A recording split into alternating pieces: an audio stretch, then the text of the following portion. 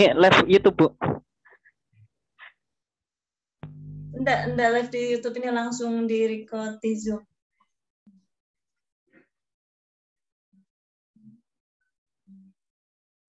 Yuk, bisa dimulai Pak Aziz.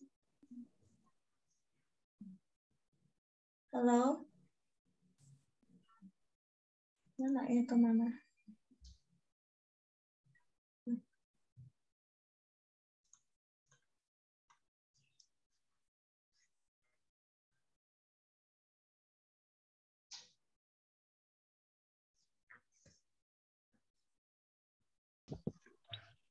Assalamualaikum warahmatullahi wabarakatuh. Waalaikumsalam warahmatullahi warahmatullahi wabarakatuh. Warahmatullahi wabarakatuh.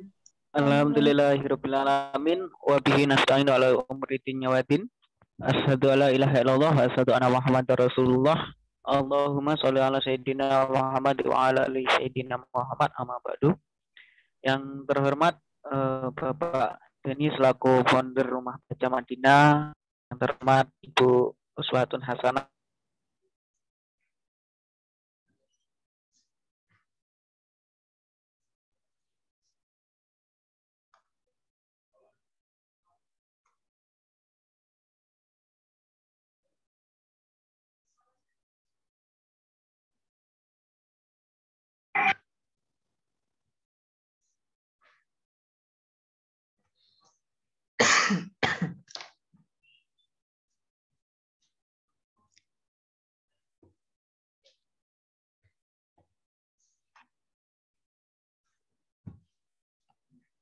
mana Pak, ada suaranya? Suaranya udah muncul Mas Aziz. Yang terhormat Bapak Edo Dwi Cahyo selaku narasumber kita pada pagi hari ini, serta peserta webinar Giat Menulis Skripsi pada pagi hari ini yang saya hormati. Pertama, marilah kita panjatkan puji syukur kita kehadiran Allah Subhanahu wa Ta'ala yang telah memberikan rahmat dan hidayahnya kepada kita semua, sehingga kita dapat melaksanakan webinar ini tanpa ada halangan suatu apapun. Baik, di sini saya sebagai moderator yang akan memimpin jalannya webinar pada siang hari ini. Terlebih dahulu saya akan membacakan daftar riwayat hidup narasumber kita, yaitu Bapak Edo Dwi Cahyo. Beliau lahir di Surabaya Ilir 15 Juli 1990. Beliau berkewarganegaraan Indonesia, agama Islam, status sudah menikah, dan beliau tinggal di Dusun Kendali Sodo, RT 12 RW 06 di Batanghari, Lampung Timur, dengan nomor kontak 0852 6930 0381, dan kemudian alamat email beliau adalah edodwicahyo@gmail.com. Kemudian riwayat pendidikan beliau di tahun 1996 sampai dengan 2002 di SD Negeri 1 Bandar Surabaya. Kemudian pada tahun 2002 sampai dengan 2005 menempuh pendidikan di SMP Negeri 1 Bandar Surabaya. 2005 sampai dengan 2008 di SMA Kartika Tama. 2008 sampai dengan 2000 pendidikan perguruan tinggi di Universitas Lampung di jurusan S1 Pendidikan Guru Sekolah Dasar.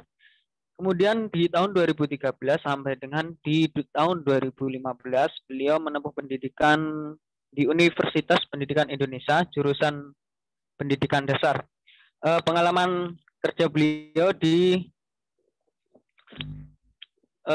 frontliner di PT Bank Mandiri Persio TBK. Kemudian di tahun 2015 sampai dengan 2018 beliau menjabat sebagai dosen STKIP PGRI Metro. 2018 sampai dengan sekarang di dosen IAIN Metro. Kemudian beliau juga memiliki banyak pengalaman organisasi. Mungkin itu sedikit perkenalan biodata beliau. Dan saya sebagai moderator sedikit akan memperkenalkan diri. Saya Nur Aziz yang memimpin jalannya webinar pada siang hari ini maksudnya. Saya kuliah di jurusan Bimbingan Penyuluhan Islam di IAIN Metro, alamat di Gaya Baru 5, Kecamatan Bandar Surabaya, kabupatennya masih Lampung Tengah. Status sebagai mahasiswa. Baik, untuk menyingkat waktu pada siang hari ini, kita langsung saja mulai webinar ini. Kita buka bersama-sama dengan bacaan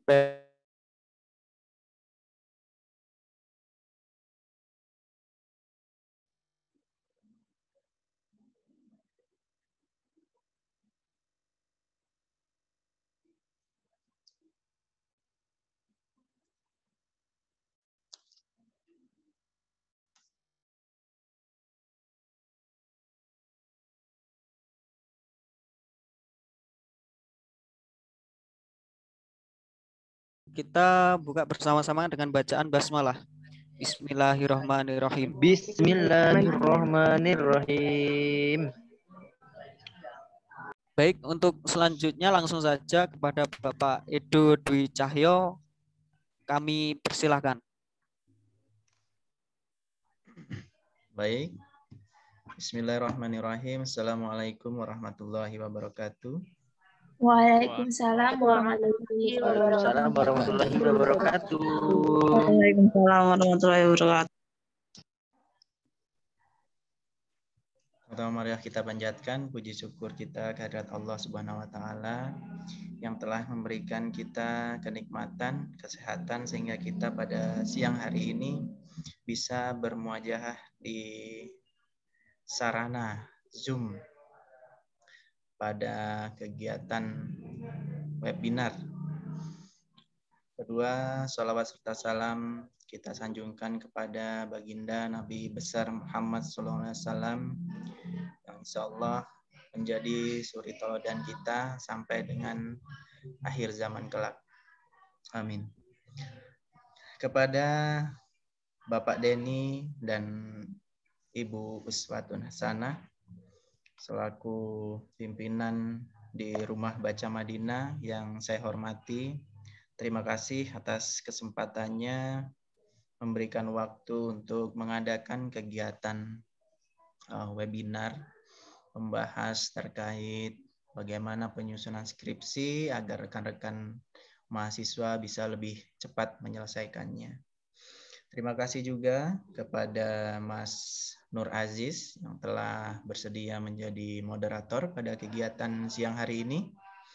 Dan kepada rekan-rekan peserta webinar yang berbahagia, mudah-mudahan sehat selalu, selalu diberkahi dan diberi rezeki yang melimpah.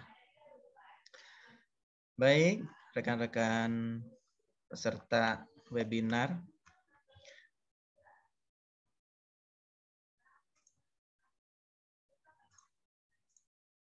sudah tampil? Belum, Pak. Belum ya? Belum. Baik, sudah tampil belum? Sudah. Baik. Sudah. Tapi hitam gambarnya, Pak. Hitam? Baik, moderator sudah tampil moderator? Sudah, Pak. Baik. Tampil, Pak. Normal, Pak. Baik. Sudah Pak, normal Pak, bagus. Iya. Kiat menulis skripsi dengan cepat, gitu ya. Cepat tidaknya menulis skripsi ya tergantung pada diri kita dan lingkungan, gitu. Maka nanti kenapa sih ada lingkungan? Kenapa tergantung kita sendiri, gitu. Kemudian apa sih faktor lain yang membuat skripsi kita cepat selesai, gitu. Baik, saya merangkum beberapa kiat-kiat kita dalam menyelesaikan skripsi. tentu terutama ini bagi rekan-rekan mahasiswa yang sedang menyelesaikan studinya, yaitu salah satu syaratnya adalah menyelesaikan skripsinya, gitu. Melakukan penelitian, dilaporkan dengan bentuk skripsi. Langkah pertama yang kita lakukan yaitu bercermin, gitu. Untuk apa sih kita harus bercermin, gitu? Apa hubungannya cermin sama skripsi, gitu? Kayaknya nggak ada hubungannya deh Pak, gitu. Tapi akan kita bahas, gitu. Kenapa bercermin? Saya rangkum sebagai salah satu kiat menulis skripsi atau selesai skripsi lebih cepat, gitu. Yang pertama bercermin adalah kita lihat apa sih kelebihan kita, kekurangan kita, gitu. Karena kelebihan kita itu akan kita pergunakan untuk mengambil keputusan dalam menentukan. Nah, gitu. Jadi kekurangan kita sembunyikan atau bahkan kita hilangkan jika memungkinkan. Nah, maka yang akan kita tonjolkan adalah kelebihannya. Yang pertama, kita lihat topik penelitian kita. Nah, apakah topik penelitian kita ini sesuai dengan yang kita miliki, gitu. Umpama kita memiliki kelebihan di bidang masing-masing disiplin ilmu ya, tentunya tergantung jurusan kita. Umpama kita ada di jurusan PGMI, ada di jurusan PGSD, ada di jurusan PIAUD, ada jurusan PGRA, ada di jurusan tadris yang lain, ada di jurusan hukum dan lain sebagainya. Apakah di Fakultas Ekonomi dan Bisnis, gitu. Nah, ketika seseorang memiliki kelebihan di bidang tertentu, maka langkah pertama ambil. Ya Allah, Dek, masih dipakai Mbak lo itu. Oke, moderator boleh di silent dulu mic-nya. Oke, kita lanjutkan ya. Oke, kita lanjutkan. Nah, namanya kita sedang webinar dan online ya seperti ini ya. Selalu ada sesuatu yang unik. Nah, nanti juga kita bahas gimana skripsi yang unik gitu ya. Jadi pertama kita bercermin apa kekurangan kita, apa kelebihan kita. Contoh, kita memiliki kelebihan pada topik tertentu. Nah, kita ngomongin topik ini kan luas gitu. Saya disiplin ilmunya adalah pendidikan dasar. Sehingga saya akan menyusun skripsi berkaitan dengan pendidikan dasar. Gitu. Jangan ketika kita memiliki kemampuan atau kelebihan di bidang pendidikan dasar, kita malah mengambil di bidang ekonomi umpamanya, atau di bidang yang lainnya. Satu, mungkin tidak disetujui oleh pembimbing kita, ataupun pada jurusan kita, judul-judul kita, atau skripsi kita. Ya kedua, kita akan harus belajar hal-hal baru lagi untuk menyelesaikan skripsi yang tidak kita kuasai, gitu, bidang keilmuannya, gitu. Maka topik penelitian itu sangat penting untuk melihat bagaimana proses ke depannya. Kalau topik pertama yang kita pilih itu sudah sulit karena kita tidak memiliki kelebihan di bidang itu, gitu, maka itu udah pertanda skripsi kita kemungkinan akan lama selesainya. Karena satu, kita harus belajar lagi keilmuan yang baru, disiplin ilmu yang baru. Kedua, tentu sesuatu yang baru akan lama prosesnya. Gitu. Maka topik penelitian yang harus rekan-rekan harus kita pilih adalah topik penelitian yang benar-benar kita kuasai. Kalau keilmuan kita memang di bidang PIAUD, maka kita pilih topik penelitiannya yang secara umum PIAUD, kemudian nanti kita khususkan pada masalah-masalah tertentu, gitu, topik-topik tertentu. Apakah di bidang motorik halusnya, apalah motorik kasarnya, gitu. Karena itu bagian-bagian yang sering kita pelajari pada perkuliahan kita, gitu. Nah, itulah bagian pertama kenapa kita harus bercermin untuk melihat kelebihan kita.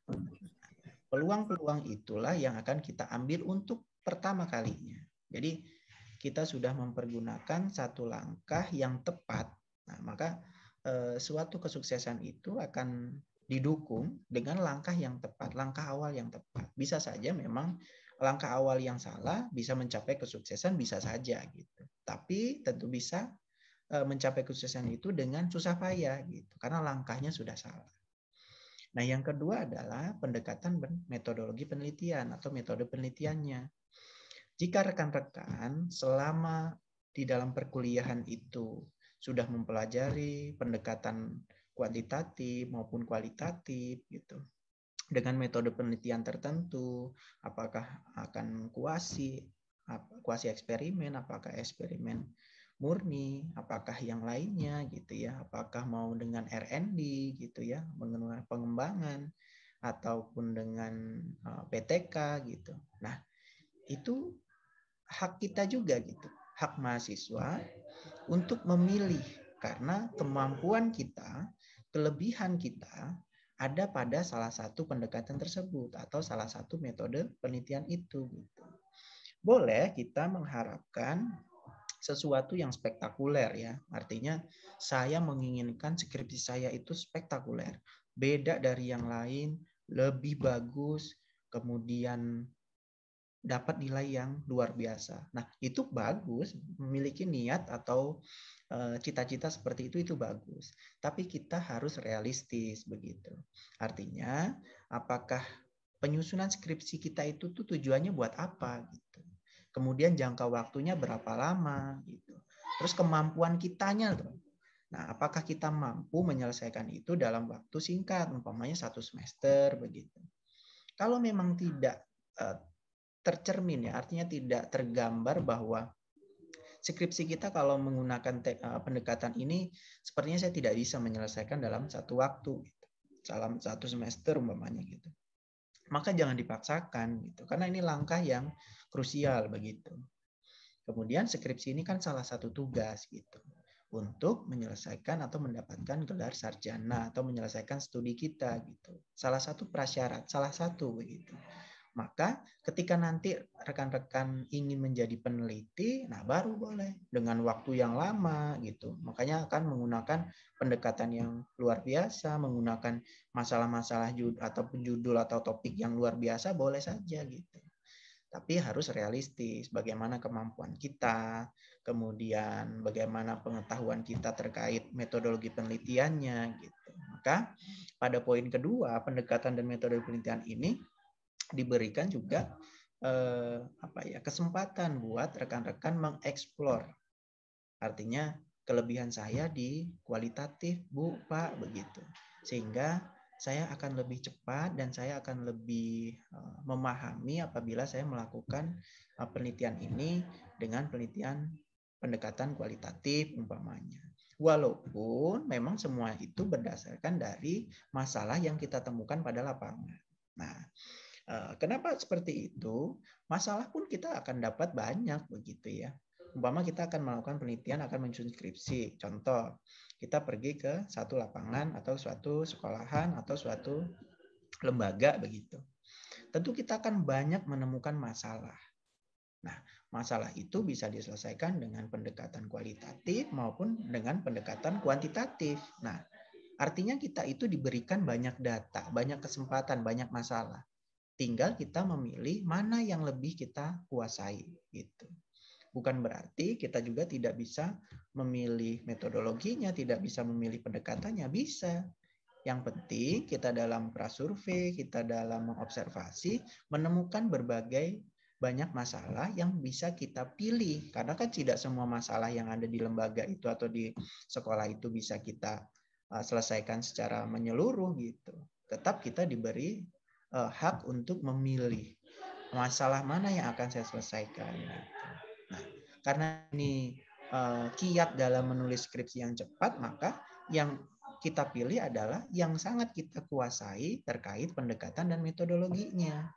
Sehingga baru kita memilih masalah tersebut yang akan kita selesaikan. Karena masalah tersebut bisa kita selesaikan dengan pendekatan kualitatif umpamanya, kemudian apakah dengan kuantitatif, kemudian metodologinya dengan kuasi eksperimen, apapun yang lainnya. Gitu. Ataukah ingin melakukan pengembangan, penelitian pengembangan, boleh saja gitu. Tapi harus paham apa yang kita miliki. Nah, yang kedua adalah menjalin relasi. Ini poin yang sangat penting gitu. Jadi selain kemampuan kita di bidang teori gitu ya, di bidang pengetahuan, intelijensi kita, kognitif kita gitu ya, tapi kemampuan afektif kita, kemampuan soft skill kita itu harus baik gitu. Maka poin kedua ini saya rangkum menjadi sebuah penjelasan menjalin relasi. Nah, siapa saja relasi yang akan kita jalin gitu, atau lebih kita lakukan pendekatan, kita kerjasama gitu. Yang pertama itu adalah pembimbing gitu. Kenapa pembimbing? Pertama, pembimbing itu mutlak karena harus melalui pembimbing kita dalam menyelesaikan skripsi kita. Kemudian, kenapa ada pembimbing? Apakah mahasiswa tidak sanggup untuk menyelesaikan sendiri? Begitu. Nah, kenapa sih kok ada pembimbing?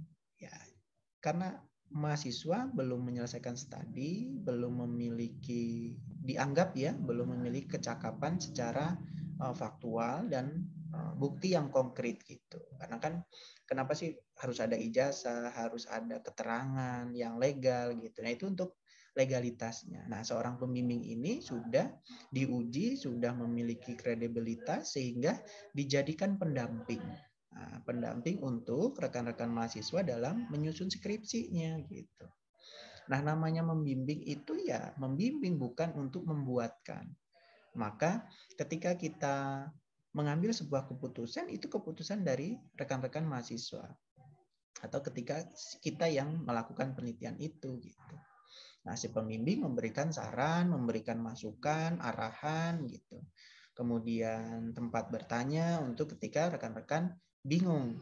Nah, apakah sebaiknya saya mengambil masalah ini ataukah yang lainnya gitu. Tetapi rekan-rekan mahasiswa harus sudah mengetahui apa sih masalahnya, kedepannya akan seperti apa, tujuan penelitiannya nanti seperti apa gitu.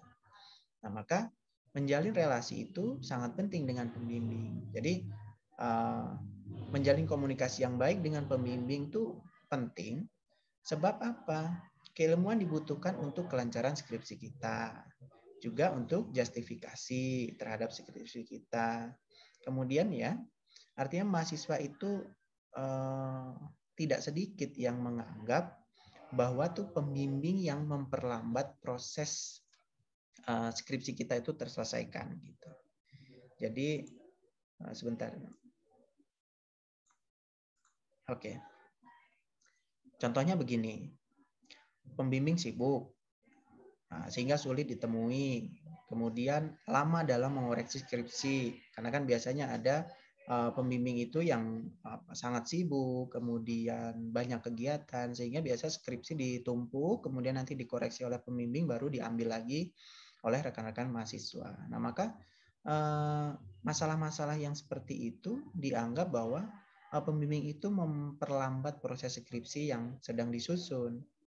Nah, melihat kasus itu, menjadi seorang akademisi itu jangan mengeluh ya karena persoalan, tetapi harus mencari pemecahan masalahnya. Jadi bisa kita berikan solusinya. Satu ya, berkomunikasi dengan baik, dengan sopan, dan selalu mengingatkan apabila sudah terlalu lama skripsi itu belum dikoreksi. Jadi memang banyak cerita bahwa dosennya sangat sibuk, banyak kegiatan dinas luar, dan lain sebagainya. Sehingga bisa 1 minggu, 2 minggu, mungkin ada yang 3 minggu gitu ya, dengan kasus-kasus yang berbeda. Sehingga rekan-rekan mahasiswa menunggu catatan dari pembimbing sangat lama. Sudah begitu belum nanti perbaikannya. Ditambah lagi waktu pembimbingan kedua dan selanjutnya. Maka akan lama prosesnya. Maka kita jangan mengeluh pada proses, pada masalahnya. Tapi kita cari pemecahan masalahnya. Jadi boleh mahasiswa itu mengingatkan dosennya, sangat-sangat boleh. Hanya pergunakanlah bahasanya, pergunakan waktunya, bagaimana komunikasi dengan dosen ini begitu. Nah, sedikit cerita. Dulu ketika saya juga menyusun tesis, pembimbing saya itu terlihat atau ya terkesan dengan berbagai cerita dari kakak tingkat bahwa dosen ini sulit untuk dilakukan pembimbingan gitu. Nah, ternyata memang benar begitu bahwa karena dosennya sibuk, sulit ditemui gitu ya. Bahkan saya pernah sudah membuat schedule gitu ya, jam 6 pagi gitu. Saya tunggu dari jam setengah 6 pagi sampai siang itu dibatalkan begitu. Tapi jangan mengeluh dengan kondisinya gitu. Kita cari solusinya. Nah, saya bahkan sempat untuk menelpon kakak-kakak tingkat yang menjadi pembimbing-pembimbing beliau gitu dulu, anak bimbingannya. Saya gali informasinya, bagaimana cara komunikasi dengan pembimbing tersebut gitu. Apakah harus seperti, karena kadang begini, ada pembimbing yang suka ditelepon, ada pembimbing yang tidak suka ditelepon, ada yang cukup dengan WA, atau dia tidak suka dengan WA, dia maunya langsung telepon. Nah, itu harus kita tahu gitu, bagaimana sih kebiasaan pembimbingnya gitu. Nah, maka kita tidak juga harus tanya dengan pembimbingnya langsung. Tanya boleh, tapi kita gali dulu dari informasi di luaran. Gitu. Maka dulu saya melakukan hal itu untuk mencari atau menempatkan kita pada posisi yang nyaman. Artinya gimana sih cara menjalin relasi dengan pembimbing kita gitu. Karena akan berbulan-bulan dan sering bertemu dengan pembimbing itu gitu. Anggap saja pembimbing itu seperti ayah dan ibu kita ketika kita sedang melakukan kegiatan di rumah gitu, dan akan selalu bertemu gitu. Jadi jangan antipati kepada pembimbing ketika kita menghadapi pembimbing yang kita anggap sulit ya, yang kita anggap sulit. Belum tentu perspektif orang dengan pembimbing itu sulit gitu. Bisa saja mahasiswa A menganggap pembimbing Z itu sulit. Mahasiswa B menganggap pembimbing Z itu mudah. Jadi perspektifnya beda-beda. Maka saya sarankan untuk menjalin relasi dengan pembimbing itu sebaik mungkin. Cari tahu bagaimana cara berkomunikasi yang enak dengan pembimbingnya. Cari tahu gimana sih kiat-kiat kita ketika berkomunikasi dengan pembimbing itu tidak tersinggung gitu, karena memang sifat manusia kan beda-beda ya. Mungkin beliau masih lelah, mungkin beliau masih banyak kegiatan, banyak tugas-tugas yang harus diselesaikan, kemudian kita muncul dengan membawa masalah kan gitu ya, karena namanya kita bimbingan pasti bawa masalah, bawa sebuah masalah yang kita tidak ketahui gitu. Nah, maka berbaiklah menjalin relasi dengan baik dengan pembimbing. Nah, satu kuncinya menjalin relasi dengan pembimbing adalah itu. Jangan karena mendapatkan pembimbing yang kita anggap tadi tidak tidak enak, nah, gitu ya, bahasanya kita tidak enak, karena belum tentu dengan yang lain mahasiswa menganggap enak-enak saja gitu. Maka kita pecahkan saja masalahnya, jangan berlarut pada keadaannya. Gitu. Jadi cari tahu bagaimana sih komunikasi yang baik. Gitu ya. Kemudian yang kedua adalah dengan teman sejawat. Nah, ini juga penting gitu. Maka kenapa sih rekan-rekan yang sudah lewat dari masa studinya, umpamanya idealnya selesai 4 tahun, 3 tahun, 8 bulan begitu ya.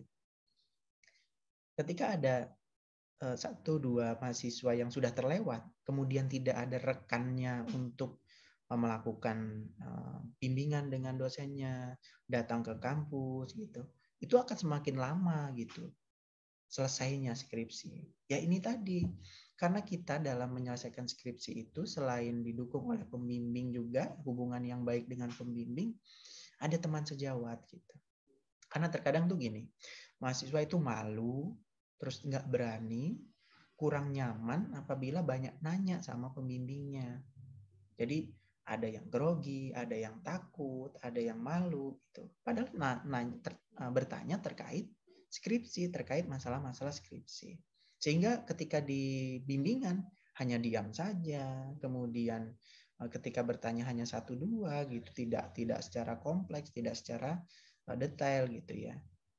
Maka di sini teman sejawat itu akan berperan penting gitu. Apalagi bagi mahasiswa yang belum menguasai terkait penyusunan skripsi. Sehingga pilihlah teman terbaikmu dalam menyusun skripsi.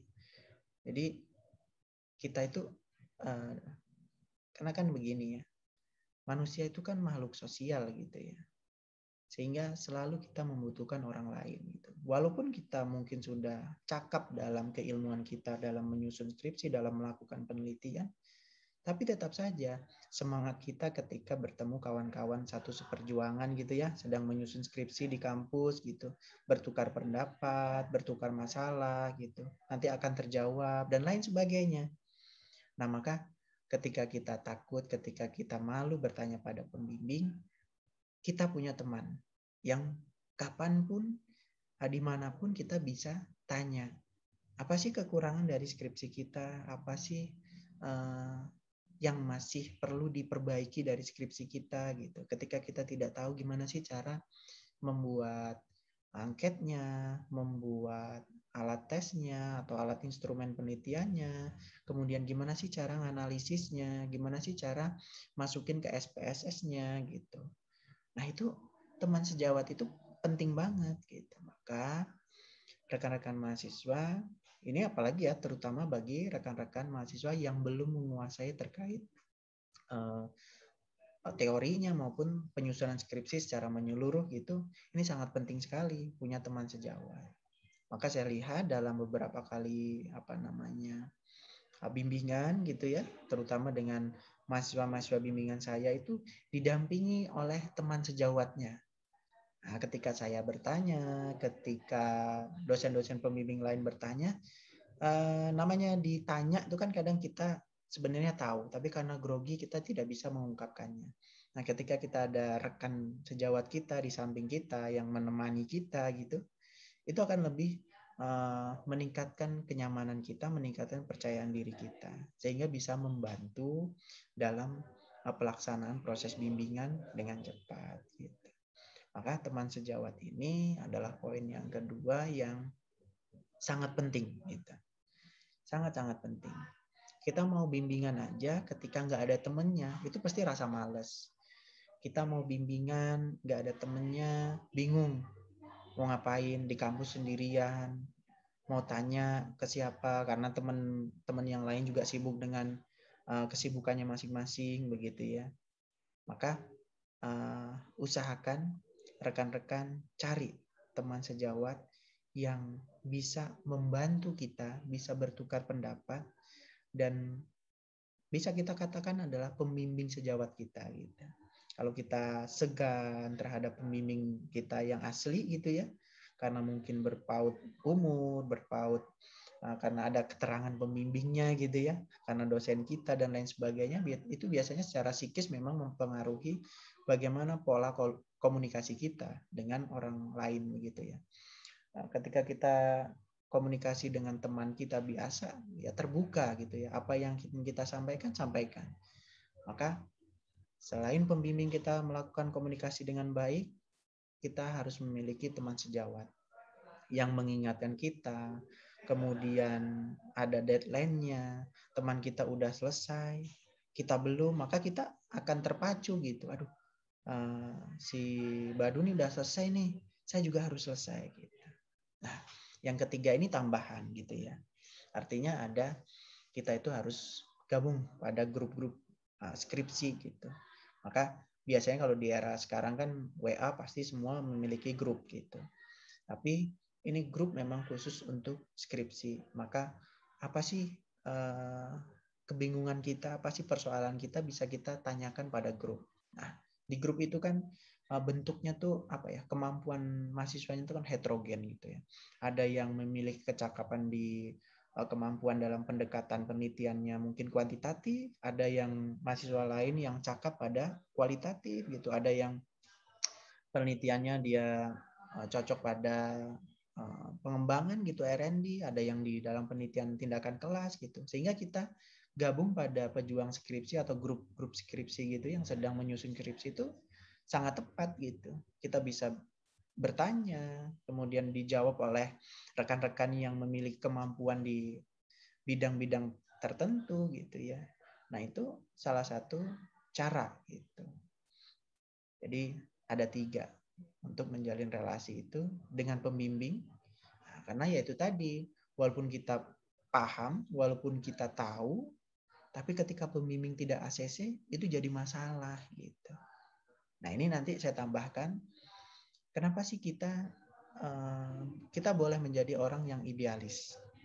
Kita boleh menjadi orang yang memiliki pendirian. Namun, apabila ada masalah, umpamanya dengan pembimbing dalam penentuan judul, dalam penentuan masalah yang akan diangkat menjadi penelitian, nah itu harus didiskuskan gitu. Jadi kita memilih sesuatu yang terbaik untuk kita juga. Jangan karena kita idealis, kemudian kita memaksakan kehendak kita yang pada pandangan ya gitu. Bukan salah. Pada pandangan si pembimbing itu nggak sesuai gitu.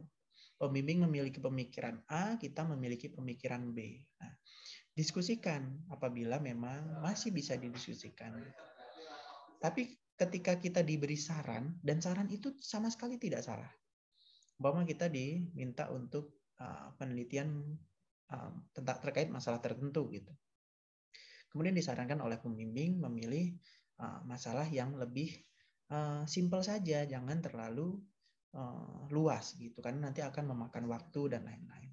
Tapi karena kita menginginkan skripsi yang luar biasa gitu ya, kemudian kita bersikukuh dalam pendirian itu. Kemudian pembimbing tidak ACC gitu, ya akan memakan waktu gitu.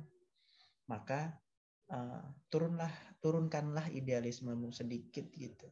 Karena apa yang disarankan pembimbing tidak salah gitu. Kecuali pembimbing menyarankan sesuatu yang salah. Mungkin kita masih bertahan pada pemikiran kita. Tapi kalau masukan itu benar gitu, tidak ada salahnya kita mengikuti untuk mendapatkan kebaikan pada diri kita sendiri. Kita lebih cepat di ACC, kita lebih cepat dalam menyusun skripsi gitu ya. Nah, maka persoalan-persoalan itulah yang akan kita bahas pada webinar kali ini gitu. Jadi namanya gabung pada sebuah grup, kemudian komunikasi dengan teman sejawat, komunikasi dengan pembimbing, itu kan namanya silaturahmi gitu ya. Mendatangkan banyak rezeki untuk kita gitu. Selain itu juga grup-grup kan biasanya kalau kita sedang senggang, kita melakukan komunikasi-komunikasi yang menyenangkan gitu. Biasa senda gurau dan lain-lain gitu. Maka rekan-rekan janganlah jadi mahasiswa yang cerdas namun tidak bisa bersosialisasi, tidak bisa bermanfaat juga untuk rekan-rekan yang lain gitu. Maka buat rekan-rekan mahasiswa yang lain, berikanlah pengetahuan yang kalian miliki pada rekan-rekan mahasiswa yang mungkin belum memahami gitu. Selanjutnya, kita harus selektif dan melakukan relaksasi gitu. Ini diutamakan bagi mahasiswa yang banyak sekali memiliki kegiatan atau kesibukan gitu ya.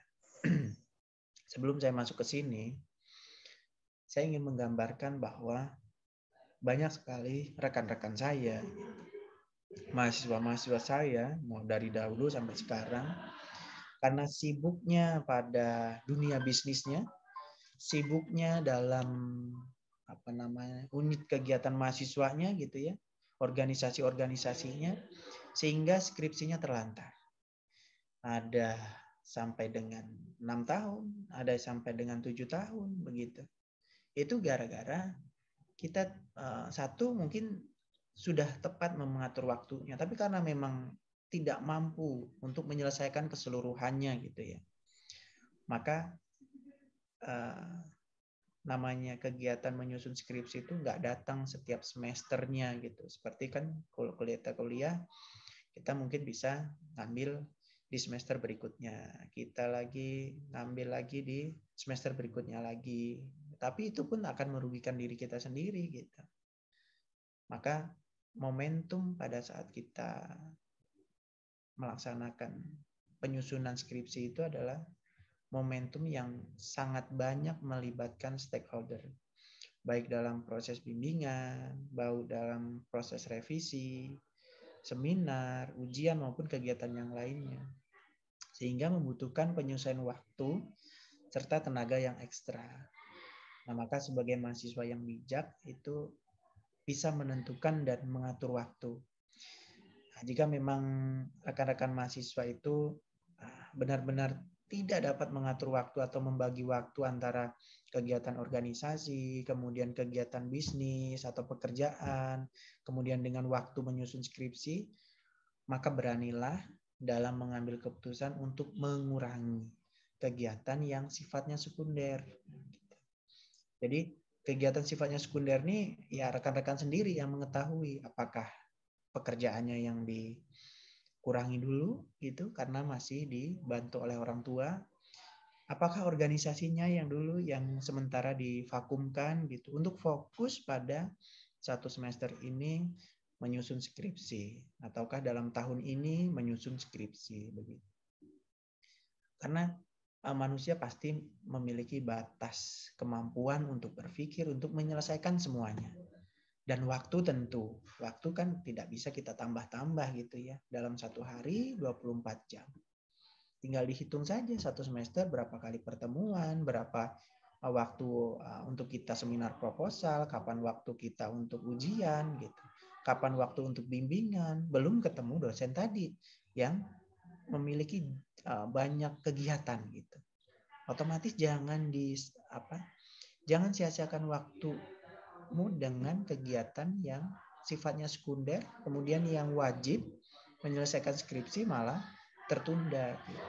Maka pikirkan mana yang paling urgent, itu kasih nomor 1.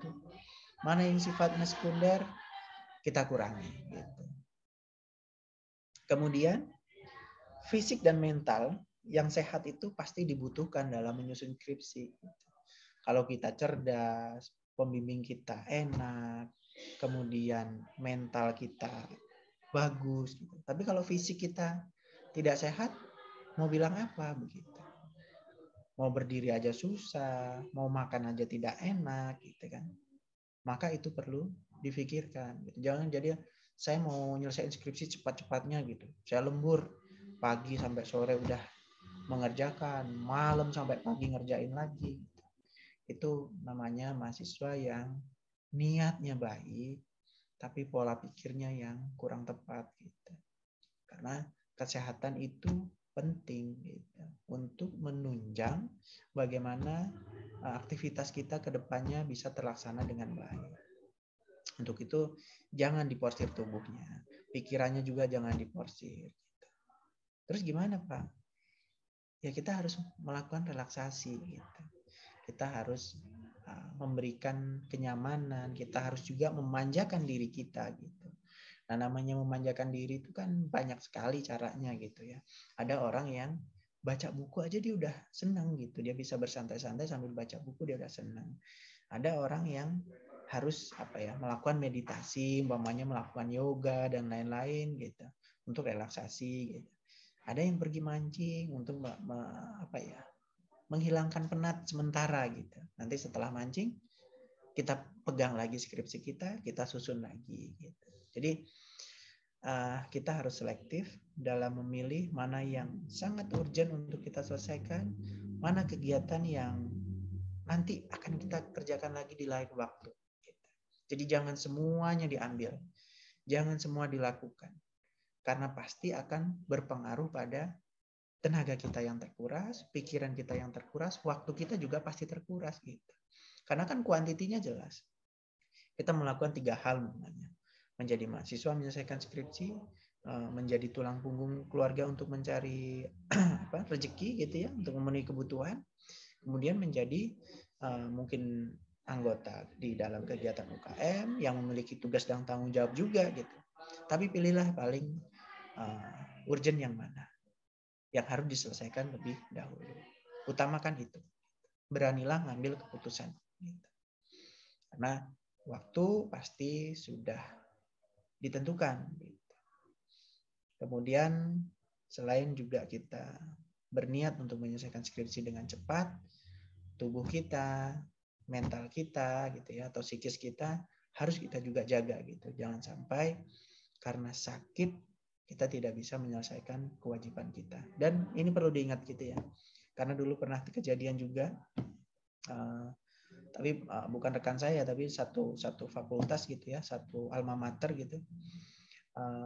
Mahasiswa ini saking inginnya tidak merepotkan atau menyusahkan orang tuanya atau keluarganya, ketika dia sakit di luar provinsi ya, karena memang di Bandung waktu itu, dia tidak mengabarkan kalau dia sakit, sehingga dia berdiam diri di kosan. Artinya infonya juga nggak tahu apakah temannya juga mengetahui dia sakit atau enggak gitu ya, karena dari ceritanya saja dia tidak menginginkan bahwa orang tuanya ini terbebani dengan ketika dia sakit gitu, sehingga dia meninggal gitu di dalam kosan gitu.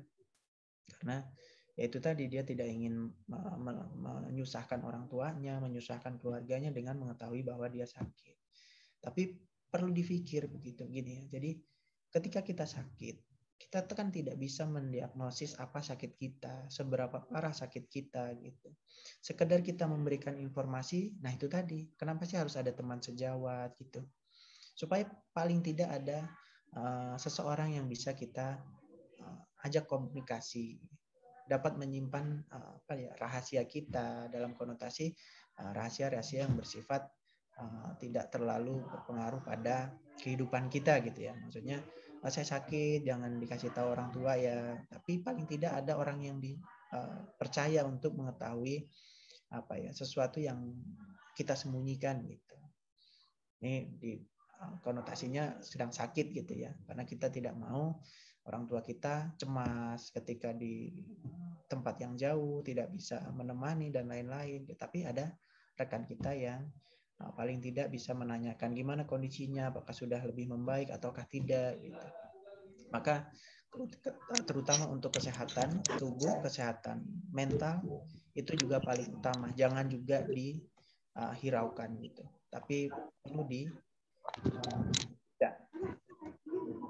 Kemudian yang keempat adalah memanfaatkan teknologi. Nah, dalam memanfaatkan teknologi ini, tentu rekan-rekan mahasiswa di zaman yang era revolusi industri 4.0 ini udah sangat canggih gitu ya, rekan-rekan dalam melakukan pencarian data, dalam mengolah data gitu ya, dalam menganalisis datanya, udah semuanya bisa menggunakan teknologi. Jadi manfaatkan teknologi itu untuk membantu kita menyelesaikan skripsi dengan cepat. Umpamanya skripsi kita dicek, padahal ya, karena nggak sedikit, banyak kalimat-kalimat yang kita buat secara mandiri, kita tidak memplagiat tulisan dari manapun, tapi terdetek bahwa tulisan kita itu masih plagiat gitu. Padahal kita sudah mengarang sendiri gitu, kan mengambil atau mengutip dari teori orang lain gitu. Nah, maka kita bisa dibantu dengan aplikasi-aplikasi parafrase misal begitu. Jadi pergunakanlah teknologi semaksimal mungkin untuk membantu kita. Apalagi masalah tata tulis, masalah typo gitu, itu udah makanan sehari-hari mahasiswa untuk menyelesaikannya. Jadi jangan dibaca satu-satu kata-katanya gitu. Biarlah Microsoft Word, biarlah aplikasi lain yang mendeteksi mana tulisan kita yang typo, mana tulisan kita yang double gitu. Jadi jangan lakukan manual lagi seperti kakak-kakak tingkat, seperti pendahulu-pendahulu rekan-rekan mahasiswa semuanya gitu. Karena sekarang zamannya zaman teknologi, semuanya bisa dibantu dengan teknologi.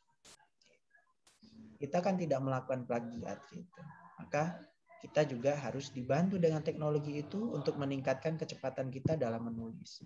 Maka tidak repot-repot lagi dalam kita parafrase, dibantu dengan aplikasi. Tinggal kita menyesuaikan. Jangan juga, karena namanya teknologi itu harus dioperasikan gitu. Jangan juga diterima mentah-mentah dari hasil teknologi tersebut gitu. Kita baca lagi, tetapi sudah diolah oleh alat tersebut. Yang terakhir adalah ibadah dan berdoa. Jadi apapun kita melakukan usaha, melakukan ikhtiar, tapi paling utama adalah ketika kita melakukan usaha tersebut dibarengi, dan memang ibadah suatu kewajiban gitu ya, Sehingga pasti dilakukan oleh kita gitu. Dan yakinlah bahwa semua sudah diatur, dan yakinlah bahwa ada yang membantu kita dan ada yang mendoakan kita. Nah, maka di antara doa yang pasti mustajab adalah doa yang diucapkan oleh orang tua kita gitu. Untuk anaknya, maka buat rekan-rekan ketika melakukan apapun, khususnya kita membahas dalam skripsi ini adalah mintalah doa orang tua agar kita lebih cepat dalam menyelesaikan skripsinya. Karena terkadang menghadapi rekan-rekan, menghadapi pembimbing yang sulit, menghadapi masalah-masalah di lapangan yang sulit, sulit mencari datanya, sulit mengolah datanya. Bisa saja karena doa orang tua kita itu memperlancar semua usaha-usaha kita. Maka ketika kita malas dalam menyusun skripsi, malas menghadapi masalah dengan pembimbing ataupun yang lainnya, ingatlah bahwa ada orang tua yang sedang berjuang kebutuhanmu dengan keringatnya. Jadi sekali lagi buat rekan-rekan mahasiswa dan untuk semuanya, ketika sedang malas menyusun skripsi, ketika sedang menghadapi masalah dalam penyusunan skripsi, semangatnya apa? Semangatnya adalah mengingat orang tua, bahwa orang tua kita di rumah itu sedang memperjuangkan kebutuhanmu dengan keringatnya, gitu ya. Nah, itu tadi, maka akan kita simpulkan dalam kesimpulan materi yang telah saya rangkum, bahwa tidak sedikit mahasiswa yang dianggap pintar tetapi lama dalam menyelesaikan studi, tidak sedikit pula mahasiswa yang dianggap biasa saja tetapi malah cepat menyelesaikan studi. Semua itu berkat kegigihan seseorang dalam menyelesaikan skripsi. Sebab skripsi bukan sebuah soal yang dapat dijawab kemudian selesai begitu saja, tetapi skripsi sebuah karya yang diselesaikan dengan berbagai kemampuan dan interaksi yang baik dengan berbagai stakeholder. Nah, itulah kesimpulan pada webinar kita siang hari ini. Mungkin nanti kita akan mengadakan sesi tanya jawab. Waktu saya kembalikan kepada moderator. Terima kasih. Silakan moderator.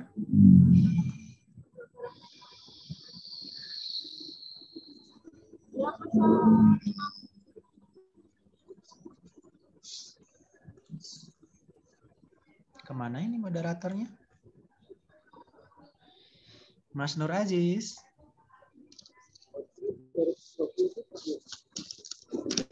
Baik. Nah, sambil kita menunggu moderator, silahkan buat peserta webinar pada siang hari ini yang ingin bertanya atau berdiskusi terkait skripsinya, terkait masalah-masalahnya, atau yang akan membayangkan menyusun skripsi bagi rekan-rekan mahasiswa yang belum saatnya pun boleh saja kita. Silahkan jika ada pertanyaan.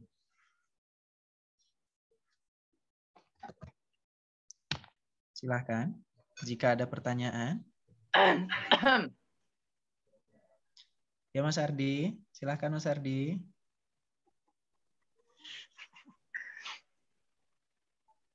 Baik, Bapak, saya mau bertanya. Ya, silakan Mas saya Ardi. Izin bertanya perihal pembimbing Bapak. Nah, sering Ardi mendengar dari cerita-cerita yang kadaluarsa dari kating-kating ya Pak ya. Baik, silakan Mas Ardi. Suaranya diperjelas Mas Ardi. Suara saya sudah jelas belum Pak? Ada apa ya namanya? Ada yang kurang jelas sih. Coba ulangi lagi Mas Ardi. Cek, sudah jelas Pak? Oke, lumayan jelas. Silakan. Izin bertanya perihal pembimbing skripsi. Nah, kan sudah Ardi mendapat kabar dari kating-kating mungkin ya Pak ya, bahwa Ya. terkadang ada dosen pembimbing itu yang susah gitu Pak, yang susah ditemui lah, yang ribet pokoknya kan banyak sekali problematika dari anak-anak yang curhat gitu Pak, yang dosennya Ya. gini-gini. Nah, Betul. sebenarnya apa sih yang menyebabkan dosen tersebut bertindak seperti itu gitu loh Pak. Itu kan menjadi menyusahkan kita, terkadang mental kita jadi down, jadi males, jadi mager, males lah nemuin lah orang susah orangnya kok. Ngono Pak, itu Pak. Terus ada lagi yang kadang-kadang nggak bisa lewat via WA lah, yang harus tatap muka tapi nggak ada orangnya. Nah sebenarnya tuh apa sih yang dimau gitu loh Pak. Itu Pak sih, mudah-mudahan sih nggak punya Ardi gitu. Terima kasih. Baik.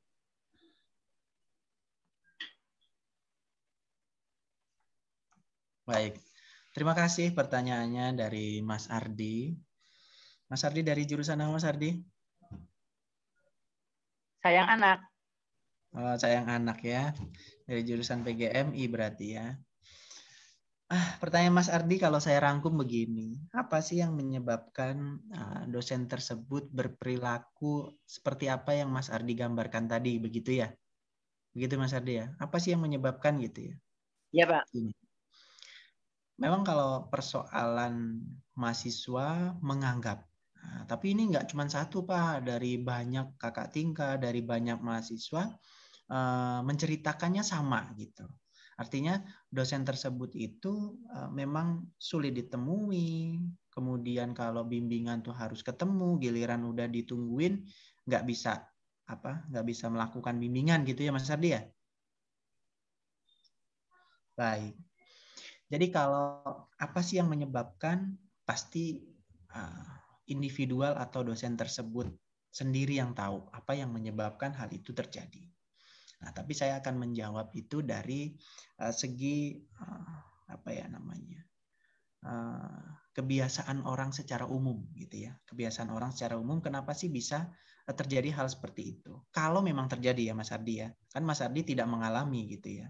Kalau kecuali Mas Ardi bercerita, belum Pak saya dengan pembimbing saya seperti ini gitu. Saya sudah janjian tapi dibatalin. Saya udah janjian lagi harus ketemu, nggak bisa pakai WA, nggak bisa online, apalagi di masa pandemi seperti ini gitu. Nah itu kan artinya memang cerita real dari Mas Ardi. Nah gitu. Tapi kan ini cerita dari kawan-kawan atau kakak tingkat dari Mas Ardi yang Mas Ardi ceritakan lagi gitu ya. Sehingga saya akan jawabnya begini. Sifat orang itu memiliki moody, artinya kadang memang semangat, kadang memang tidak semangat, kadang sedang memiliki emosional yang mungkin marah, emosional yang mungkin senang, dan lain sebagainya. Nah, kemudian kondisi itu bisa terjadi atau terstimulus oleh faktor-faktor yang juga banyak gitu. Mungkin bisa dari faktor keluarganya, faktor pribadi gitu ya. Kemudian faktor lingkungan, beban pekerjaan yang berat, kemudian masalah-masalah yang lain di luar yang kita tidak tahu. Sehingga terbentuklah sifat atau sikap atau perilaku yang Mas Ardi tanyakan tadi. Gitu. Kalau memang benar-benar pembimbing itu terjadi seperti itu gitu ya. Jadi faktornya banyak. Jadi ada beban kerja, ada keadaan lingkungan, ada yang mempressure, gitu, kegiatan yang banyak, ditambah dengan harus bimbingan dan lain sebagainya gitu ya. Tapi pada dasarnya, ketika kita memiliki kewajiban untuk membimbing, kemudian kita sudah melakukan perjanjian gitu ya, kontrak gitu ya. Makanya biasanya kita harus kontrak dengan mahasiswa kita dengan pembimbing. Bagaimana sistem pembimbingan kita? Apakah mau online ataukah offline ataukah keduanya? Nah, kalau hanya pembatalannya sekali karena ada urgensi gitu ya, umpamanya pembimbingnya udah janjian tapi memang urgent banget sekali gitu. Ya itu wajar-wajar saja. Tapi kalau sudah berulang kali gitu ya, nah memang mungkin ada kesalahan di sana karena kita tidak bisa menepati janji kita terhadap mahasiswa. Nah, kalau saya begini, gimana Pak cara menyelesaikannya gitu. Pertanyaannya saya rubah saja gitu ya. Karena kan kita tidak mungkin Mas Ardi untuk merubah sikapnya, merubah kebiasaannya gitu ya. Kan nggak mungkin gitu. Tapi kita sebagai mahasiswa atau sebagai pejuang skripsi, bagaimana Pak cara menyelesaikannya gitu. Nah gitu. Jadi kiat untuk menyelesaikan itu seperti yang awal saya gambarkan. Saya pun pernah mendapatkan dosen yang sulit ditemui. Saya sudah janjian, saya sejak pagi jam 6 pagi, bahkan setengah 6 karena janjiannya jam 6 pagi. Itu sampai siang hari, ketika saya temui, saya SMS nggak dibalas. Kemudian saya temui, ternyata dijawab, saya tidak bisa bimbingan hari ini. Padahal sudah janjian. Gitu. Nah, beberapa kali lah seperti itu. Tapi tidak sering juga, gitu ya, beberapa kali. Nah, maka saya menggali informasi. Gimana sih cara komunikasi yang baik dengan pembimbing saya ini? Gitu. Saya tanya dengan kakak tingkat. Wah, memang seperti itu. Tapi sebenarnya baik kok. Gitu. Nah, banyak kayak gitu. Jadi ada dosen tuh yang kelihatan di mata mahasiswa kurang enak ketika diajak komunikasi, tapi baik. Gitu. Nah, itu udah peluang kita untuk masuk dalam poin baiknya itu tadi. Jadi gali informasi sebanyak mungkin gimana cara berkomunikasi dengan beliau ini gitu. Nah, kemudian kalau memang susah waktunya karena beliau sibuk sekali, buatlah skripsi kita, konsultasi kita dengan teman sejawat kita. Mungkin kalau ada dosen-dosen lain yang berkenan untuk kita ajukan komunikasi, kita sudah bimbingan matang dengan teman kita, dengan grup-grup kita, kemudian dengan dosen kalau ada dosen yang berkenan ya. Itu kita lakukan bimbingan di luar situ. Sehingga ketika waktunya kita bimbingan dengan dosen kita dengan pembimbing kita yang asli ini, yang sesuai dengan SK yang sudah ditentukan gitu. Kita tidak lama-lama gitu. Sehingga kita harusnya kalau skripsi kita ini atau proposal kita ini masih jelek gitu ya, masih kurang bagus, bimbingannya bisa 3, 4, 5 kali. Tapi karena skripsi kita atau proposal kita udah bagus, ketemu sekali, perbaikan dikit, besok sudah ACC gitu. Nah itu yang saya maksud. Jadi kita jangan fokus pada masalah beliaunya gitu. Fokuskan pada masalah kita. Supaya kita cepat selesai gimana? Artinya saya harus buat sesuatu yang baik. Supaya beliau ketika baca, ada kesempatan membaca, mengoreksi, udah bagus gitu. Bahkan bisa jadi sudah langsung ACC. Habis itu ACC seminar. Seminar kemudian kita susun, kita buat APD, kemudian kita langsung penelitian, udah buat surat penelitian dan lain-lain ya. Kita analisa, kita udah kumpulin data, dapat kesimpulan, susun bab 45, selesai, bimbingan lagi, udah. Kemudian kita munakosah. Jadi memang dengan pembimbing, kalau memang tidak bisa bertemu secara kuantitinya umpama 4 kali, 5 kali, dan seterusnya, ya kita gunakan aja 2-3 kali pertemuan atau 4 kali atau 5 kali pertemuan, tapi matang. Tapi sudah layak untuk dimunakosahkan atau diujikan. Gitu. Nah itu cara nyelesainnya. Daripada umpama, aduh saya minta ganti pembimbing lah Pak. Gitu. Ibu saya minta ganti pembimbing. Itu jadi problem baru lagi. Gitu. Maka saran saya adalah memecahkan masalahnya. Gitu. Gitu ya, makanya tadi saya jelaskan punya teman sejawat yang dapat kita ajak komunikasi, membantu kita. Tapi sarannya adalah pilihlah teman sejawat yang rajin, yang cerdas, yang pinter. Gitu. Supaya ketika kita sulit itu ada yang kita tanya. Gitu. Nah gitu Mas Ardi. Nah, berarti secara tidak langsung yang salah kita. Oh bukan. Lempar masalah ini. Bukan yang salah mahasiswa.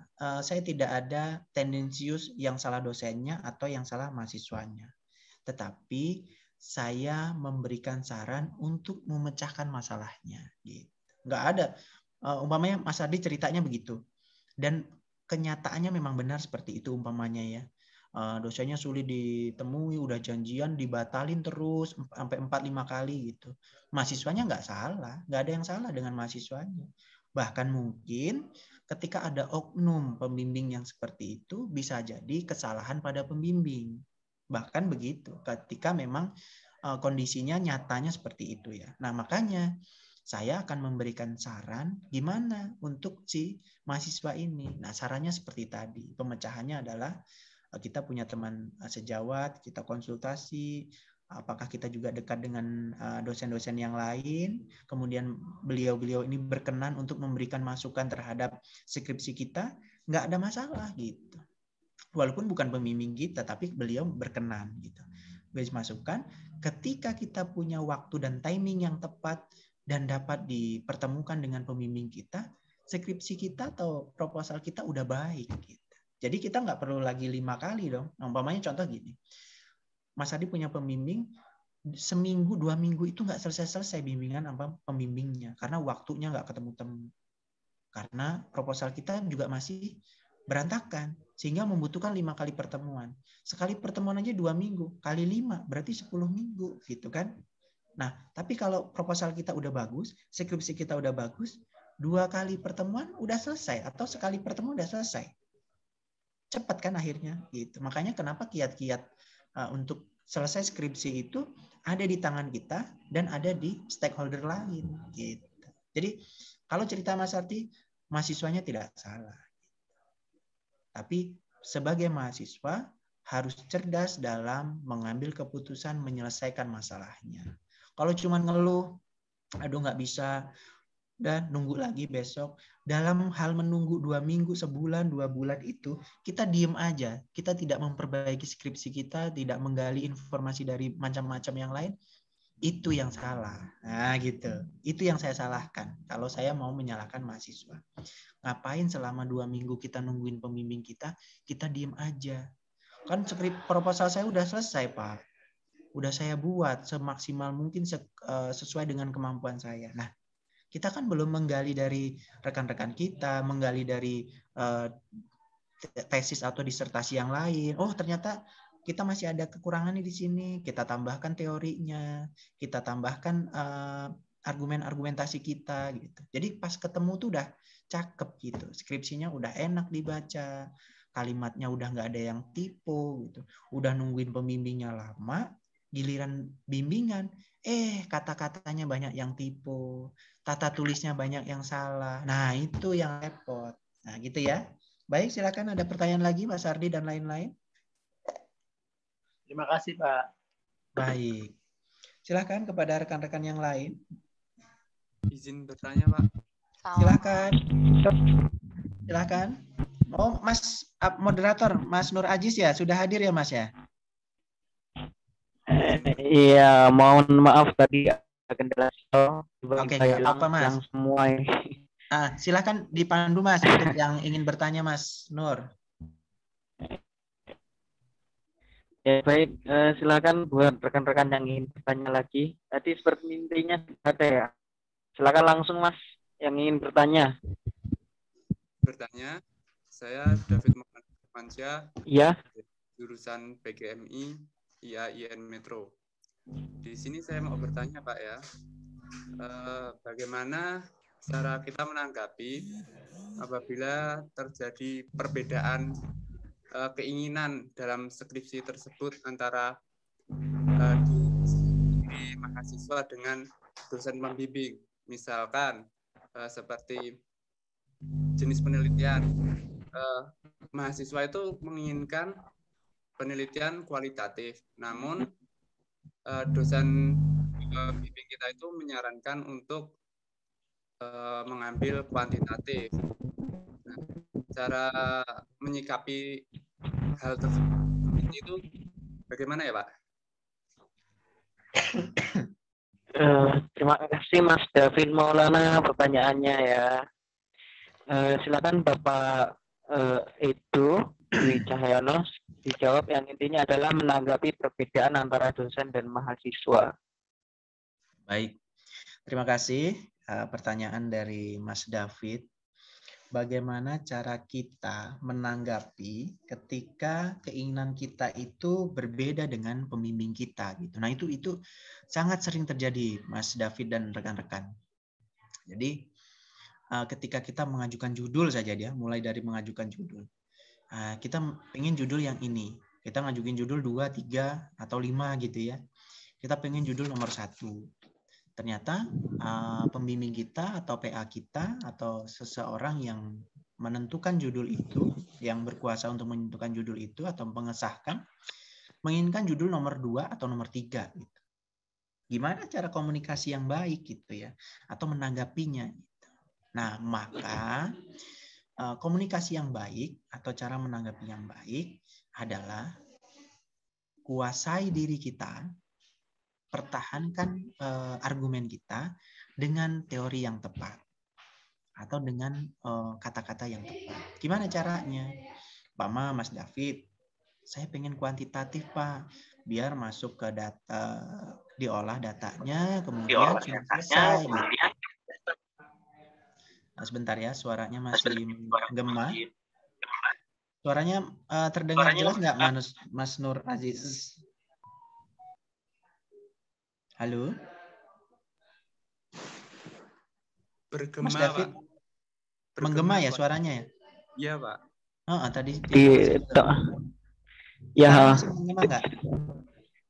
kalau tempat saya sudah tidak, Pak. Oke, baik, saya lanjutkan. Jadi gini, saya mau mempertahankan pendekatan kuantitatif, umpamanya gitu. Tapi pembimbing saya maunya kualitatif. Kita siapkan alasan kita. Kenapa Pak saya mau kuantitatif? Pertama, saya sangat memahami kuantitatif itu seperti apa. Kemudian masalah yang ada di lapangan juga cocok dan sesuai apabila diselesaikan dengan pendekatan kuantitatif. Kemudian nanti pendekatan kuantitatifnya akan dengan menggunakan metode penelitiannya berupa kuasi eksperimen begitu. Nanti akan saya pergunakan 2 kelas yang berbeda, yang satu menggunakan treatment, menggunakan perlakuan, yang satunya tidak. Nah, nanti akan saya bandingkan seperti itu, Pak. Nah, sehingga saya mengharapkan sekali judul atau proposal saya yang terkait penelitian kuantitatif ini dapat diterima, kemudian dapat dibimbing oleh Bapak atau Ibu begitu. Nah, pertama adalah kuasai diri kita dulu. Jangan, Pak, saya maunya kuantitatif. Lah ngapa maunya kuantitatif? Karena teman-teman saya kuantitatif gitu. Jadi itu udah mematahkan komunikasi kita gitu. Dengan alasan yang tidak tepat. Maka pertama adalah siapkan alasan yang tepat untuk menjawab. Kalau lah ngapa Mas David menginginkan kuantitatif? Menurut saya malah bagus kualitatif loh Mas. Gitu. Nah, berarti kan siapkan argumen yang tepat. Kedua, pergunakan bahasa dan intonasi yang enak. Jadi kita itu kan sedang menjadi mahasiswa gitu ya. Kita memang tidak membedakan antara dosen dan mahasiswa itu dengan strata gitu ya. Tetapi kita tidak tahu di lapangan, artinya di kehidupan nyatanya gitu. Apakah dosen tersebut menganggap bahwa mahasiswa ini tidak memiliki kemampuan gitu kan ya. Kemudian dosen itu menganggap bahwa dosen lah yang memiliki kemampuan lebih begitu sehingga pendapat dia itu nggak bisa diterima gitu. Nah, untuk itu mensiasatinya pertama tadi siapkan jawaban atau argumentasi yang tepat gitu, dan maka itu harus dikuasai terkait kuantitatifnya, nanti ke depannya seperti apa gitu. Jadi jangan saya cuman mau kuetar gitu. Lah ngapa kuetar? Enggak, pokoknya cuman itu. Nah, itu ciri-ciri anak yang tidak memiliki alasan. Nah, itu nggak bisa diterima sama pembimbing. Nah, yang kedua adalah menggunakan bahasa dan intonasi yang tepat. Nah, kalau mau menggunakan bahasa dan intonasi yang tepat, biasakanlah berlatih untuk berbicara di depan. Kadang-kadang mahasiswa menginginkan memiliki keinginan, tapi karena nggak biasa ngobrol di depan, apalagi ngobrol di depan pembimbingnya, jadi diem. Nanti setelah keluar dari bimbingan, maksudnya udah nggak bimbingan lagi, baru mengeluh, saya padahal pengen ini, tapi saya nggak berani, dan lain sebagainya. Maka yang ketiga adalah beranikan diri. Nah, tingkatkan kepercayaan diri kita. Jadi udah siapkan argumennya, Yang kedua, tata bahasa dan intonasinya yang tepat, gitu ya. Yang ketiga, siapkan mental, siapkan diri kita dalam menjawab atau mengungkapkan keinginan kita. Nah, tips atau 3 cara itulah Mas yang bisa mempertahankan argumen kita. Jadi mahasiswa yang ingin mempertahankan argumen, jangan hanya berani, jangan hanya pinter ngomong atau pinter berbicara, tapi juga menguasai argumentasinya atau menguasai apa yang menjadi penyebab masalahnya. Nah, kalau udah 3 itu dipegang, insya Allah pembimbing itu akan mengerti dan menyetujui apa keinginan kita. Gitu ya Mas David ya. Silahkan jika ada pertanyaan lagi. Baik, Pak. Nah, untuk hasilnya nanti, hasil penelitiannya, apabila kita tetap menggunakan jenis penelitian yang sesuai keinginan kita, nah karena kan tidak sesuai keinginan pembimbing, artinya pembimbing tidak membimbingnya secara maksimal. Nah, itu hasilnya itu bagaimana, Pak ya? Apakah dapat dikatakan itu sudah baik atau maksimal atau bagaimana, Pak? Oke, baik. Jadi ini konsekuensi dan resiko ya, betul. Jadi saya sudah mengambil kuantitatif atas keinginan saya sendiri, padahal udah disarankan sama si dosennya kualitatif. Maka tadi di pembahasan materi kita, kalau dosennya ngasih masukan, kalau itu baik, kemudian kita bisa melaksanakan ya, dengan kunci kita bisa melaksanakan, turunkan ego kita, turunkan idealisme kita diturunkan. Banyak cerita rekan-rekan saya mempertahankan idealisnya karena ngelawan dengan pembimbingnya. Pembimbingnya juga benar sebenarnya, masukannya benar. Hanya dia juga benar bahwa hanya berbeda pendapat gitu. Kedua-duanya benar. Tapi akhirnya sampai sekarang pun belum selesai gitu studinya. Karena itu tadi dia mempertahankan idealismenya dia, si pembimbingnya kan ya namanya tidak meng-ACC seperti apa ya gitu. Nah, maka kalau Mas David sudah mengambil keputusan untuk ngambil itu, kemudian nanti bimbingannya tidak maksimal, maka di dalam proses namanya skripsi itu selesai, ada namanya seminar proposal. Nanti ada pembahas 1, ada pembahas 2 yang memberikan masukan terkait proposal kita. Itu sudah disaring. Nah, itu udah dikasih masukan, udah disaring, udah difilter gitu Mas ya bahasanya. Nah, sehingga tidak hanya proposal yang kita buat itu hasil dari kita dan hasil dari pembimbing. Enggak. Makanya saya bilang stakeholder. Dari pembahas 1, dari pembahas 2. Setelah itu selesai kan perbaikan nih. Habis itu penelitian. Setelah penelitian kan diujikan. Diujikan lagi dengan apa? Penguji 1, penguji 2. Sehingga ketika kita mampu membahasnya, ketika kita mampu menjawabnya, maka saya yakin, dan kemudian diluluskan oleh penguji ya, itu artinya penelitian kita layak dan baik. Nah, tergantung penilaiannya berapa. Apakah mendapatkan poin di atas 81 ataukah di bawah 80. Tapi artinya ketika kita memang lulus ujian, ya layak begitu. Maka itu sudah hubungannya dengan proses, dengan tahapan, Mas Davi. Jadi jangan ragu bahwa kita mempertahankan argumen kita, keinginan kita, dan memang sudah disetujui oleh pembimbing juga. Artinya kita tidak juga menyetujui semua saran pembimbing karena kita punya kemampuan juga kan gitu ya. Tapi tenang aja, ada tahapan-tahapan untuk memfilter dan mengoreksi apakah hasil kita itu layak ataukah tidak gitu. Makanya kalau dalam ujian-ujian itu ada promotornya berapa, kemudian ada nanti untuk tesis dan disertasi begitu ya, maka insya Allah layak gitu kalau sudah diujikan. Gitu Mas David. Baik Pak, mau tanya satu lagi boleh Pak? Boleh, silahkan saja. Nah, untuk mahasiswa sendiri kan tentunya ada untuk menyelesaikan skripsi. Nah, untuk dosen pembimbing sendiri itu apakah juga mempunyai target untuk menyelesaikan, misalkan angkatan 18 ini saya target lah di semester 9 harus mahasiswa bimbingannya saya udah selesai semua, atau itu dikembalikan lagi kepada individu masing-masing mahasiswa, Pak? Baik.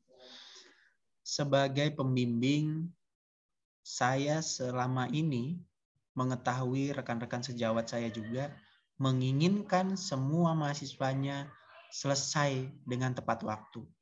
Nah, hanya cara-caranya berbeda-beda.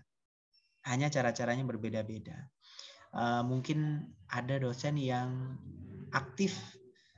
Ayo segera bimbingan, ini udah selesai di grup gitu ya.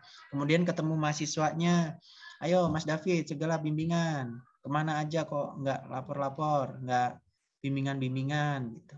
Ada dosen yang kelihatannya diam, kelihatannya tidak pernah mengingatkan, tidak pernah muncul di grup untuk memberikan notif bahwa waktu seminar proposal sudah mau tutup, kemudian waktu untuk mau munakosa udah mau tutup dan lain sebagainya gitu ya. Dia terlihat diam saja. Tapi jangan pernah kita berpikir negatif. Bisa saja beliau itu berdoa tiap malam, berdoa setelah sholat, berdoa di dalam kehidupan dia setiap harinya. Semoga anak bimbingan saya selesai tepat waktu, semoga semuanya lancar gitu.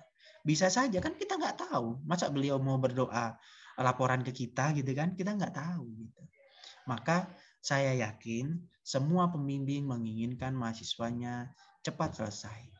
Nah, kalau ada target enggak? Kalau saya pribadi, saya ada target gitu. Pokoknya mahasiswa saya harus cepat selesai. Tapi kan kita sebatas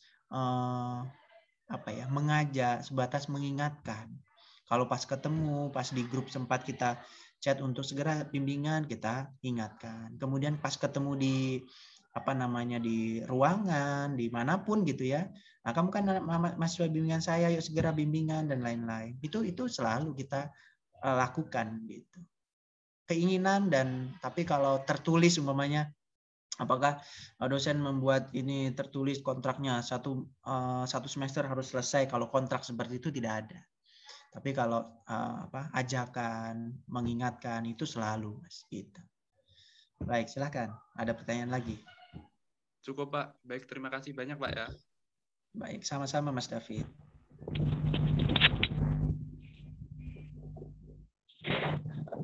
Apakah ada yang ingin dipertanyakan lagi dari peserta lain? Tadi dari Mas David ada beberapa pertanyaan sudah dijawab oleh Pak Edo. Selanjutnya untuk rekan-rekan yang ingin bertanya, silahkan. Izin bertanya Pak. Ya, silakan Mbak.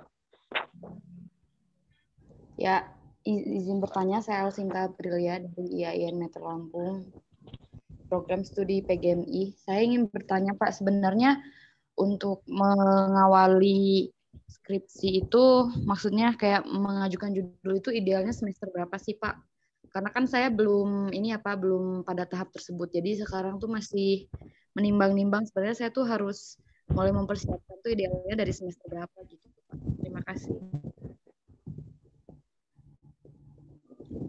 Baik. Terima kasih. Pertanyaannya ini. Iya, terima kasih.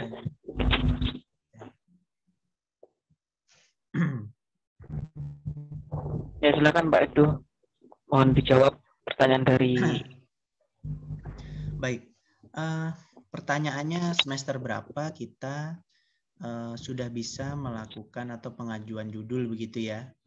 Nah, ini nanti bisa dibantu mungkin dengan rekan-rekan saya, yaitu Pak Denny di sini. Nah, karena kalau sepengetahuan saya, kapan kita bisa mengajukan judul, kapan kita bisa bimbingan itu setelah menyelesaikan dengan jumlah SKS yang kita miliki dan dengan menyelesaikan mata kuliah wajib yang harus terpenuhi. Nah, biasa itu di semester 6 itu rata-rata sudah bisa mengajukan. Tapi ada juga yang belum bisa mengajukan karena ada mata kuliah wajib, mata kuliah tertentu atau SKS-nya belum mencapai. Nah, maka nanti lebih tepatnya kapan? Nah, itu biasanya ada di bagian akademik yang mengetahui apakah saya sudah bisa mengajukan ataukah belum gitu ya. Kalau saya secara spesifik kapan gitu ya. Nah, saya biasanya secara umum yaitu mahasiswa yang bisa mengajukan adalah yang memenuhi jumlah SKS tertentu, kemudian mata kuliah wajibnya sudah harus terpenuhi, umpamanya mata kuliah metodologi penelitian belum lulus gitu ya. Nah, itu sepengetahuan saya belum bisa untuk mengikuti bimbingan gitu. karena mata kuliah wajibnya ada yang belum terselesaikan. Nah, mungkin nanti akan dibantu dijawab supaya rekan-rekan di sini juga bisa mendapatkan informasi secara benar, secara tepat gitu ya.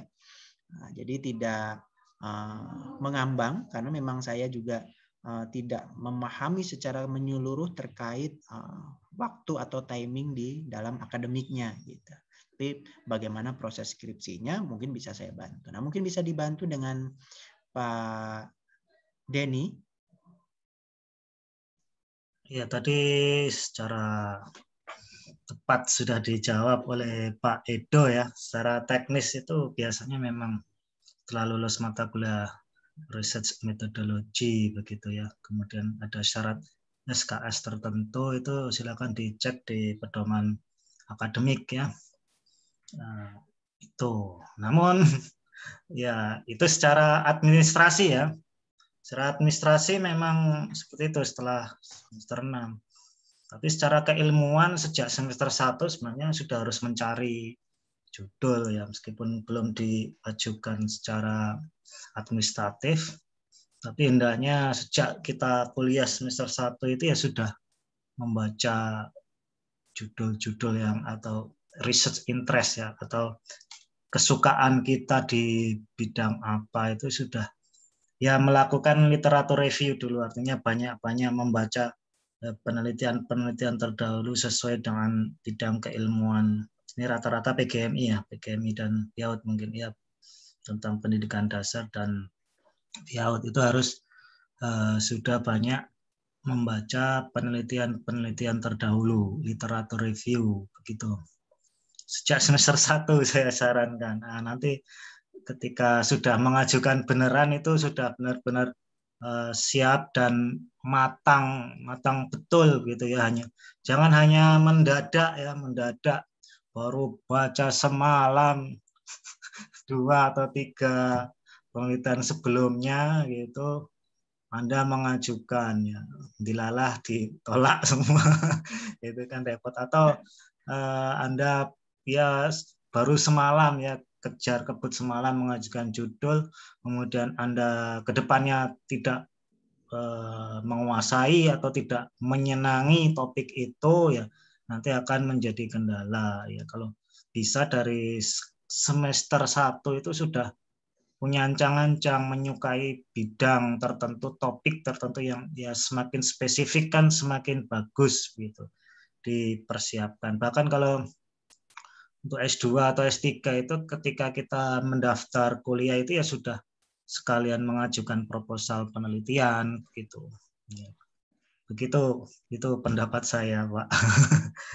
Terima kasih Pak Denny atas masukannya. Nah, mungkin itu Mbak Alsinta. Jadi kalau secara administratif ya, yaitu tadi sih rata-rata semester 6, kemudian dengan mata kuliah wajibnya sudah terpenuhi, jumlah SKS-nya terpenuhi. Karena bisa saja berbeda-beda, walaupun sudah semester 7, ada anak yang memang belum diperkenankan untuk bimbingan atau mengajukan judul karena banyak tunggakan dalam mata kuliahnya atau SKS-nya belum terpenuhi. Begitu ya Mbak Sinta ya.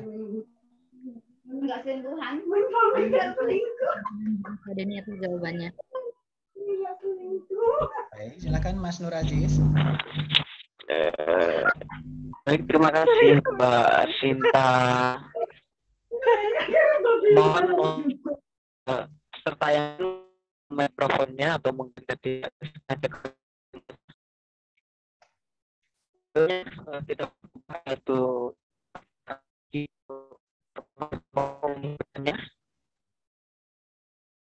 Silakan buat rekan-rekan yang ingin bertanya.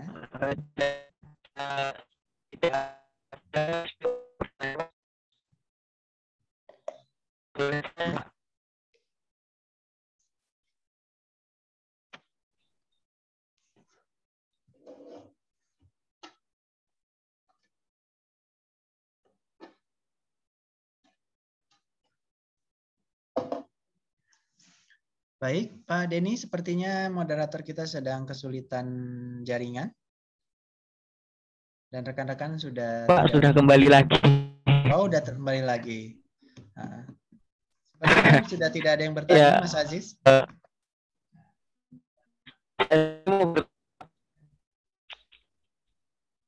Suaranya kurang jelas. Sekarang sudah jelas, Pak? Ya, udah lumayan. Ya, lumayan. Silakan. Saya sendiri mau bertanya, Pak. Mungkin tadi udah dipertanyakan atau belum karena saya keluar ke dalam sinyal. Itu hal yang perlu dipersiapkan untuk menentukan. Ora jelas, Mas. Suaranya tidak bisa ditangkap. Sudah terlempar ya? Udah kelempar, Mas. Sudah terlempar. Mungkin karena sudah sore. Iya, Mas. Gimana? Kita akhiri ya. Iya, Pak. Silakan Pak Edo melakukan closing statement sebelum kita tutup. Baik. Buat rekan-rekan mahasiswa maupun yang lainnya, semangat dalam menyusun skripsi, lakukan interaksi yang baik dengan semua stakeholder, gitu.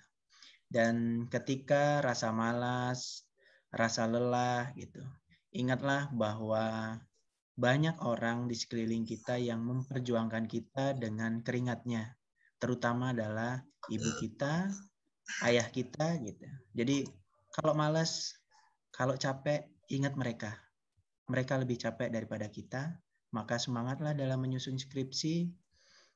Boleh bermain, boleh relaksasi, tapi secukupnya. Baik, dari saya akhiri. Wassalamualaikum warahmatullahi wabarakatuh. Waalaikumsalam warahmatullahi wabarakatuh. Terima kasih Pak Edo. Sama-sama Mbak Khairutul Nisa. Itulah tadi webinar pada siang hari ini. Mudah-mudahan bermanfaat untuk dan dimudahkan dalam menyusun skripsi kita pada waktu yang akan datang. Sekian dari kami, kurang lebihnya mohon maaf. Akhirul kalam, wassalamualaikum warahmatullahi wabarakatuh. Waalaikumsalam warahmatullahi wabarakatuh. Ya, makasih Mas Aziz. Selanjutnya saya baik Pak. Selanjutnya saya kembalikan ke rumah baca Madinah. Oke, terima kasih Mas Aziz sudah menjadi moderator dengan baik. Terutama terima kasih juga kepada Pak Edo Dwi Cahyo yang telah berkenan mengisi acara ya pada siang hari ini. Teman-teman sekalian juga terima kasih. Ini kalau mau foto dulu silakan buka kameranya, kita screenshot ya.